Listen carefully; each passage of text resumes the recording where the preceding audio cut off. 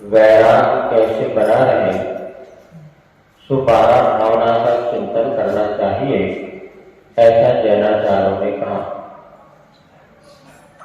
तो कल हमने आपको बताया था कि संसार में प्रत्येक प्राणी के जीवन में दुख और संकट आते रहते हैं, लेकिन वस्तु स्वरूप विचार खुशी से सब दुख संकट सहा करे। सहना तो पड़ेगा, चाहे हंसते हंसते सहन करो, चाहे रोते रोते सहन करो। यदि हमने पूर्व में जो अशुभ कर्म का बंद किया है, वो जब उदय में आता है तो बड़े बड़े तीर्थंकरों को भी नहीं छोड़ता। आज हम देख रहे हैं जो पुण्यशाली पुरुष होते हैं, उनके लिए भी कर्म नहीं छोड़ते। आचार्य महाराज जैसा पुण्यशाली व्यक्ति तो आज संसार में वो है, कितना पुण्य है उनका और कितनी साधना, फिर भी अशुभ कर्म में उनको कैसे पीड़ते हैं, ये भी सबको ज्ञात है। लेकिन उन परिस्थितियों में भी आचार्य महाराज कैसे प्रसन्न रह देते हैं, ये बहुत बड़ी कला है। और वो कला क्या है, तो यहाँ पर देखकर बताता हूं, वस्तु स्वरूप का विचार करो। अर्थात जैसा वस्तु का स्वरूप है, जैसे प्रकृति का परिणमन है, उसको स्वीकार करते हुए सबसे पहले यहाँ पर आपके समक्ष अनित्य भावना रखी गई। जैसे शास्त्र वाला भी पढ़ लिया मैंने, अनित्य भावना रखी गई थी कि यहाँ पर चक्रवर्ती है, नारायण सत्यनारायण है और स्वर्णों की नगरी है, ये सब कुछ नष्ट हो गए, कोई भी स्थिर यहाँ पर नहीं है।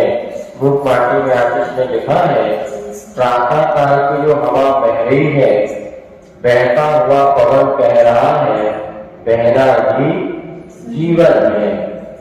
सुबह सुबह की हवा हमें यही बताती परिवर्तन ही जीवन है। इधर सूरज उगा, मध्यम में पेट को प्राप्त हुआ और सायंकाल में वही सूरज चांद छिपे निकले छुपे फिर कल तक लग रहा था गर्मी बहुत है और आज लग रहा है ठंड बहुत है। अब क्या हो गया, ऋतु का परिवर्तन हो गया। अब मौसम को बदल सकते हैं कि हम अपने आप को बदल सकते हैं, बताओ। ठंड में तो ठंड पड़ेगी नहीं, हम तो ठंड को बदल देंगे। कैसे बदलोगे, तुम्हारा बाबा नहीं बदल सके, तुम कैसे बदलोगे? फिर क्या करेंगे, अभी तक हम स्वेटर नहीं पहनते थे तो स्वेटर पहन लिए, साहब जरकिन पहन के आ लगे, पहले जरकिन नहीं पहनते थे, अर्थात ठंड आ गई। ये बहुत बड़ा सिद्धांत है। वस्तु स्वरूप यही है कि दुनिया को हम नहीं बदल सकते। वस्तु स्वरूप क्या है, दुनिया को हम नहीं बदल सकते, अपने आप को बहुत जल्दी बदल सकते हैं। ठंड में स्वेटर पहन लिया, ठंड कम हो गई, ठंड कम नहीं हुई, आपको ठंड कम लगने लगी। और गर्मी में आपने पंखा चला लिया, अपने आप को ठंडाई पी ली, तो गर्मी से आप बच गए। तो किसको बदला, मौसम को नहीं, अपने आप को बदला। तो जीवन में सुखी रहने का सबसे बड़ा रहस्य यही है, हम वस्तु स्वरूप का विचार करें। भैया अभी तो ये लड़ाई है, आगे और लड़ाई है, अभी तो ठंड की शुरुआत है। अब धीरे धीरे ठंड जब अपनी चरम सीमा में पड़ेगी, उस समय हम कैसे अपने आप को, अभी तो वहां जैकेट पहने, फिर कल से मफलर भी आ जाएगा, गले में मार, पैर में मोजे भी आ जाएंगे, और अपनी सुरक्षा आप बढ़ा देते हैं। मौसम को नहीं बदलते। इसी तरह हमें अपने परिणामों को संभालना है। दुनिया जैसी है वैसी ही रहेगी, हम अपने आप को संभाल लेंगे तो पूरी दुनिया समझ लेगी। हम सुधरेंगे जब सुधरेंगे। तो ये जैन दर्शन में ये बात कही, तो पहले अनित्य भावना है, सब कुछ यहाँ पर नष्ट होने वाला है। जो भौतिकता बाहरी संसार की वस्तु हमें दिख रही है, कोई भी स्थिर नहीं है, ऐसा विचार करना अनित्य भावना है। तो दूसरी अशरण भावना आती है कि जिसको हम संसार में शरण मानते हैं, लेकिन वास्तव में मृत्यु के आगे किसी का सहारा, किसी का नहीं। तो काल सुमने मृग चेतन को घेरा भवन में नहीं बचाने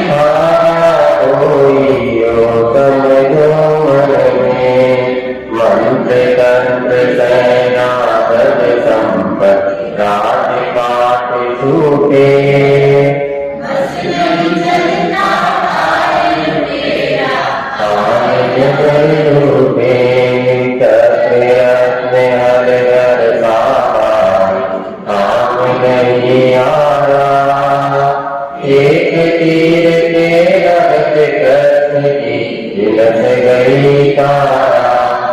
देव धर्म गुरु शरण जगत में और नहीं कोई। भ्रम से फिरे भटकता चेतन यूं उमर। अब देखो असरण भावना करके समझना कि यहाँ पे परमात्मा से देव साहब गुरु ही हमारे लिए शरण है। और से जितने भी शरण है, सहारा है, वो सब जब तक हमारा पुण्य है तो सब एक दूसरे के सहारे में है, अन्यथा कोई सहारा नहीं देता। तो यहाँ पर जैसे बताया है कि चक्ररथ हंदर का भाई आया, वो भी श्री कृष्ण की रक्षा नहीं करता। देखो 12 भावना को पढ़ने का प्रयोजन स्पष्ट आप समझ लो कि जैसे नाटक होता है ना, नाटक या फिल्मी एक्टर जो फिल्म बनाते हैं, तो नाटक करने वाला 1 घंटे मंच में नाटक करता है तो राजा भी बनता है, पागल भी बनता है, कभी भिखारी भी बन जाता है, और कभी पुलिस वाला बन जाता है, कभी चोर भी बन जाता है। लेकिन कितनी देर के लिए? 1 घंटे के लिए। उसके बाद उसको पता है ये मेरी असली रूप नहीं है, फिर वो नीचे आ जाता है, राजा बन के क्या चाहिए, कितना चाहिए ले लो। जैसे नाटक पूर्ण हो गया, नाटक कंपनी वाला मुझे 200 रुपये का तो तुमने 1 घंटे के लिए देख दिया। उसको अपनी असलियत बताए कि राजा के कपड़े जो पहने थे ना वो यही उतार के जाना है, और वो रोल कर रहा था मैं, लेकिन वास्तव में राजा मैं तो 200 रुपये घंटे का वर्कर हूँ। इसी प्रकार संसार में रहते जो आप कर्तव्य करना चाहिए एक दूसरे के प्रति, परिवार के प्रति, समाज के प्रति, बाल बच्चों के प्रति, सब करो। कि असलियत क्या है वो इतना जानते रहो कि भैया यहाँ पर देव साथ गुरु ही हमारे लिए परमात्मा के शरणभूत है। बाकी सब व्यवहार से एक दूसरे की शरण है, सहारा है, किंतु परमात्मा से तो कोई भी एक दूसरे के लिए सहारा देने वाला नहीं है। चलिए अब आगे संसार भावना बताते हैं। जन्म मरण जरा से सदा सुखी रहता, द्रव्य से अनुपान भाव परिवर्तन सहता। छेदन भेदन नरक पशुगति गाके उदय से दुख सुर गति में। अब देखो तीसरी भावना है संसार भावना। संसार किसे कहते हैं? 4 गतियां होती हैं, और 4 गतियों में जो परिभ्रमण होता है उसको संसार कहते हैं। जन्म मरण और जरा रोग से सदा सुखी रहता। जन्म माने होता है आयु कर्म का मिलना। एक पुस्तक में लोग आप उसको देखते रहो, पीछे चलो ध्यान से। जन्म माने जानते उत्पन्न होना, मरण माने आयु कर्म का योग समाप्त हो जाना, जरा माने बुढ़ापा सबसे ज्यादा खतरनाक रोग है। जन्म में उतना कष्ट नहीं है, मरने में उतना कष्ट नहीं, किंतु बुढ़ापे में तो बड़ा। और दांत गिरा है, दांत निकलते तो कितने कष्ट देते हैं, और कमर है, हाथ पैर है, बात है, सारी दुख उसमें। इसलिए अर्ध मतलब सब बुरा करो, ऐसा आगे आएगा। तो जन्म जरा और बुढ़ापे रूपी रोग से संसारी प्राणी सदा सुखी रहता है। जिस गति में गया वहां पर ही उसको दुख मिलता है। पशुओं में भी बुढ़ापा आता है, और जब वृद्ध पशु हो जाते हैं तो क्या करते हैं, उसको किसान भी अपने पास नहीं रखता, और बताते हैं कसाई खाने में उसको बेच देता है।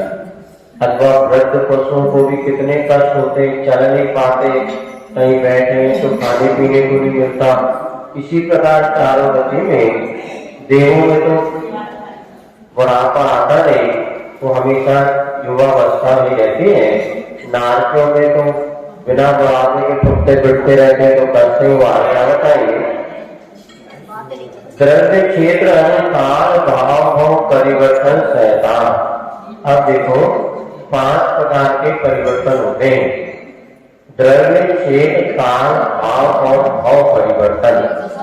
द्रव्य का अर्थ क्या हो गया? सुनो, द्रव्य का अर्थ क्या हो गया? ये जो हमें शरीर मिला है, इसमें कर्म और नो कर्म 2 चीज है। कर्म किसे कहते हैं? 11 वर्ण आदि 8 कर्म। नो कर्म यानी ये शरीर।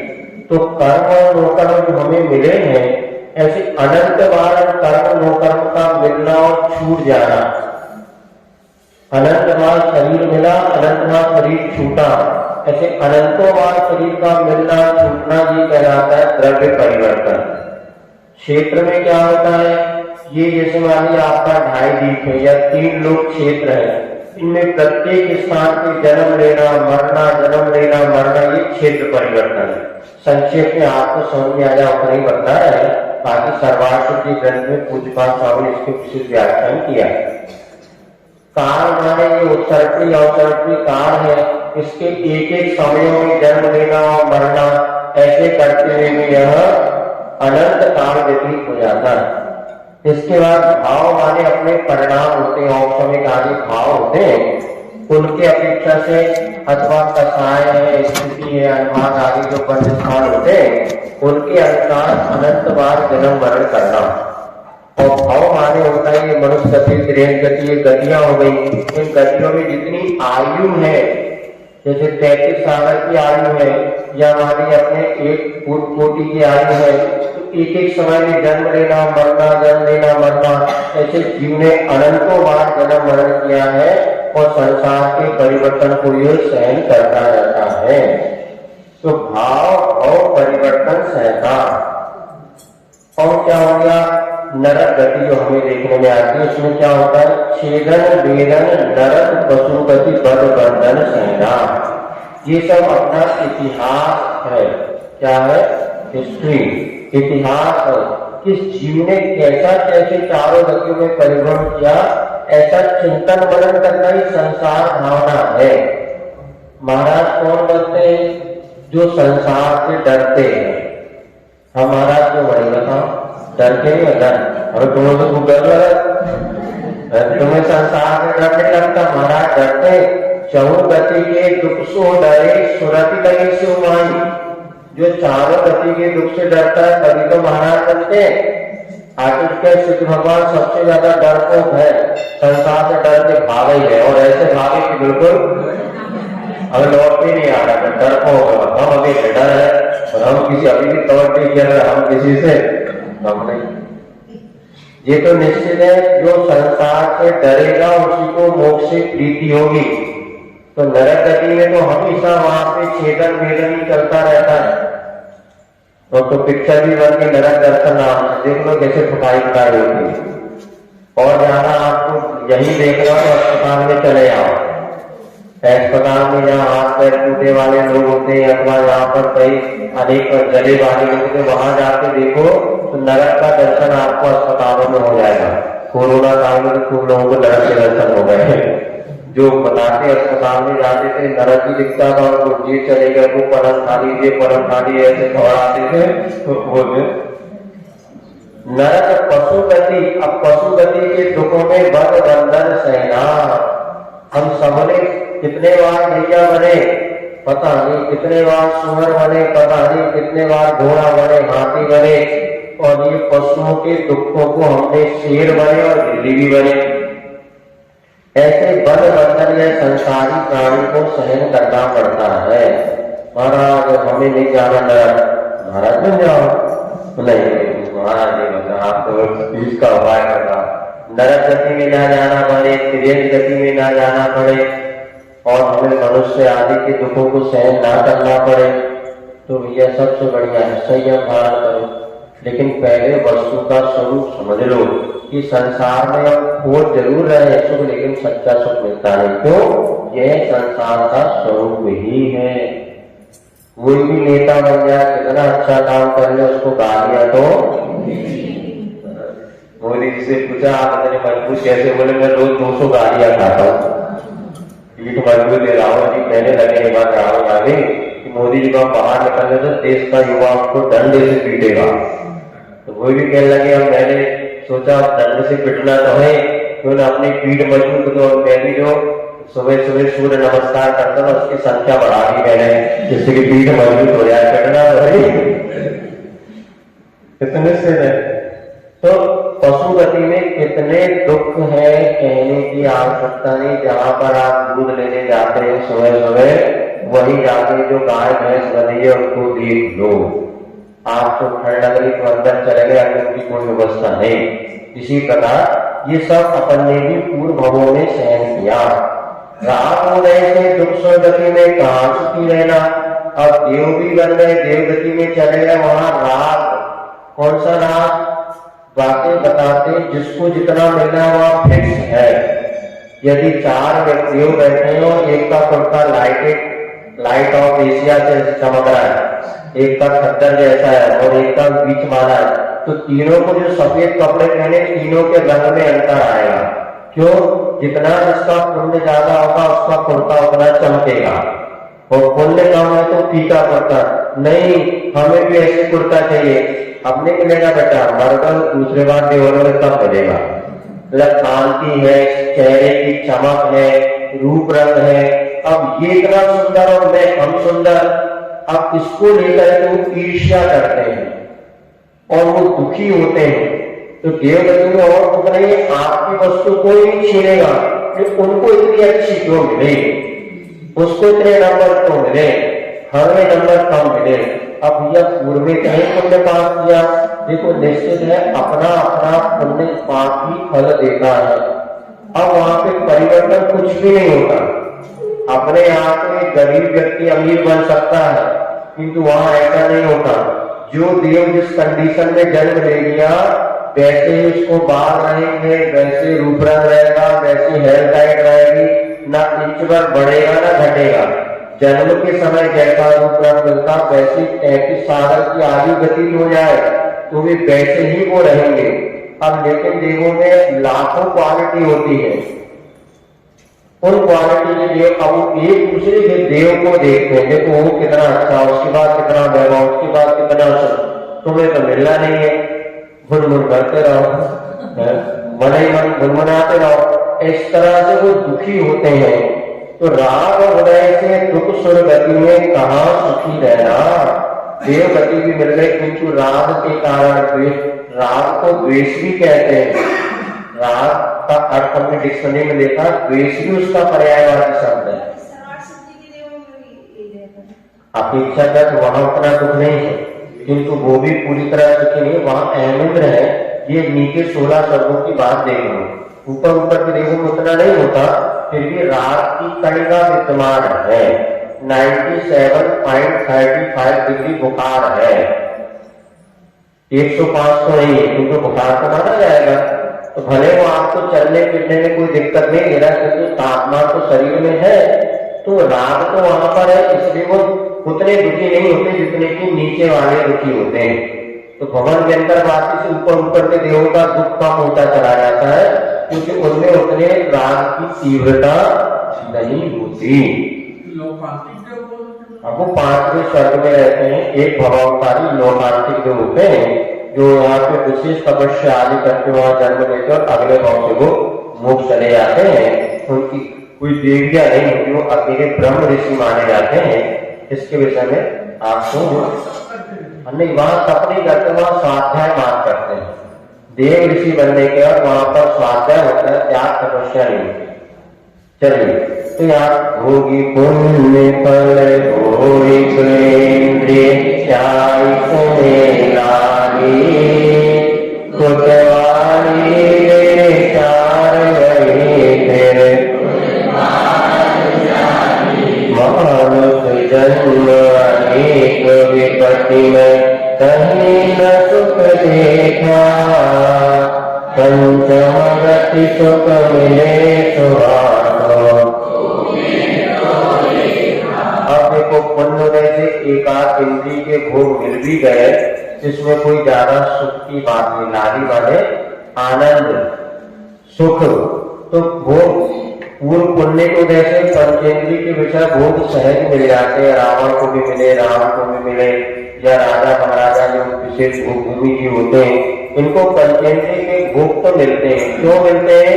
पूर्व पुण्य की वजह से ये वस्तु सहज मिलती है, फिर भी इसमें कोई विशेष आनंद नहीं। क्यों? कुतवाली दिन चार वही फिर खुरपा करू जाने। एक मुहावरा जैसा लगता है, जैसे आप लोग कहते हैं 4 दिन की चांदनी फिर अंधियार। तो दूल्हा राजा तो 3 ही दिन के राजा होते हैं, उसके बाद तो बेटा हुआ ब्याह और 2 दिन चलो उठाओ खुरपा और फुटाओ जाली, तो चलो खेती में काम करने चले। हो गए 2-4 दिन के दूल्हा दुल्हनिया, राजा रानी बहुरानी, और फिर उसके बाद तो फिर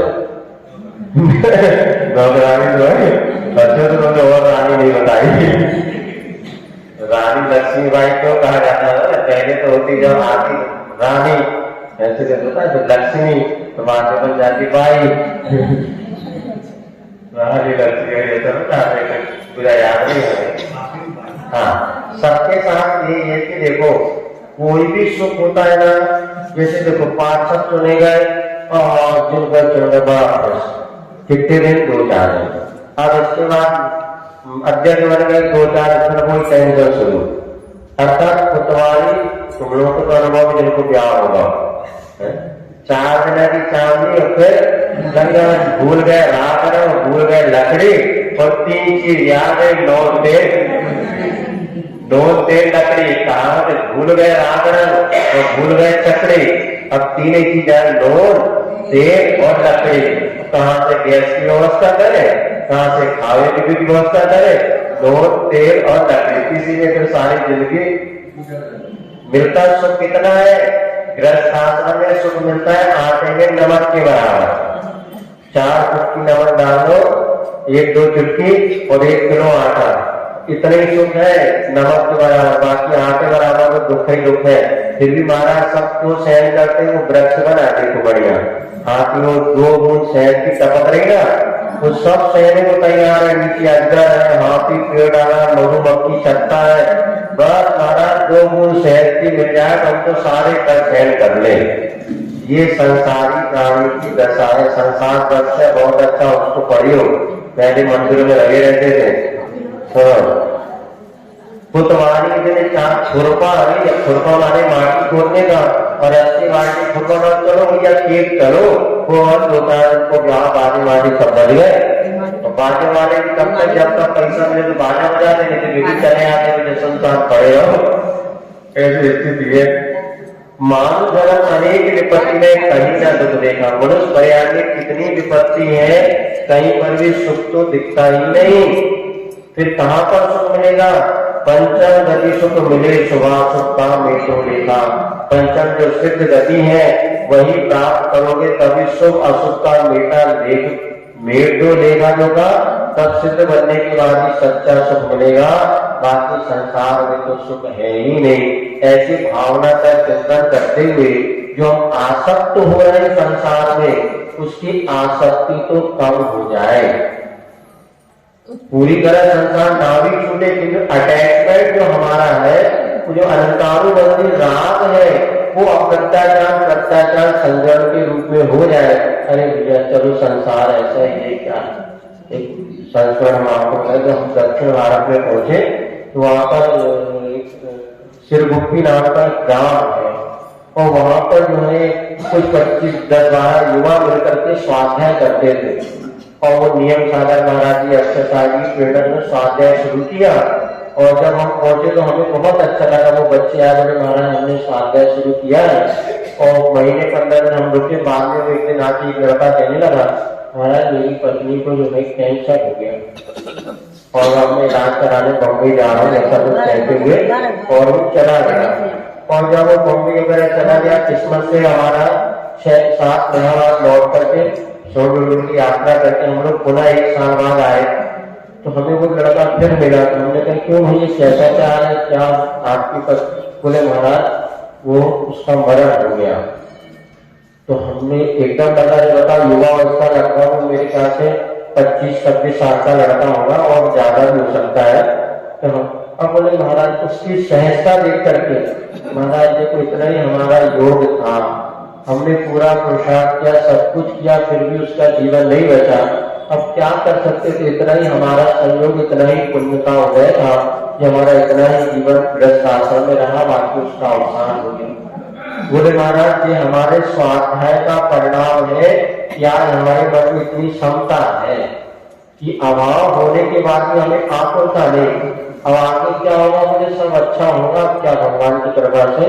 तो जब हमें लगा कि स्वाध्याय का ये परिणाम है कि आकुलता मिट जाती है, तो संसार भावना का जो चिंतन कर लेता है उसको आकुलताएं कम होती है। ऐसा ही संसार का स्वरूप है, अपने को तो इस संसार से छूटना है तो संयम धारण करके आत्म कल्याण करना ही होगा। आज नहीं कल नहीं परसों, कम से कम जीवन के अंतिम क्षण में तो हम मुनि और आर्या बन के जब जीवन का अंत हो मेरे होठों पर ऐसी वो हमेशा भावना लाता है, संसार को छोड़ता नहीं, क्योंकि संसार भावना भाने से जो उसकी आसक्ति होती है वो कम होती चली जाती है। और जलते भिन्न कमल है, छेड़ाना ने कहा है जैसे कीचड़ में रहता हुआ भी कमल कीचड़ से भिन्न रहता है, इसीलिए गृहस्थ आश्रम में रहता है, सब काम बहुत अच्छे से करता है, लेकिन उसके बाद में वस्तु स्वरूप जानता है यही संसार का स्वरूप है।